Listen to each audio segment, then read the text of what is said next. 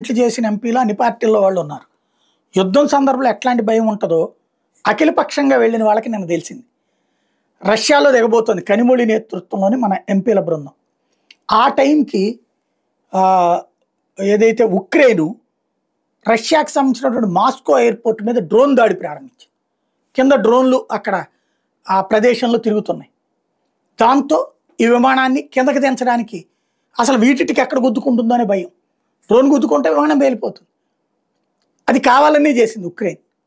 అంతర్జాతీయ దృష్టిని ఆకర్షించడానికి చేసింది. దాదాపు 40 నిమిషాల సేపు విమానాన్ని హై ఆల్టిట్యూడ్లో ఉంచారు.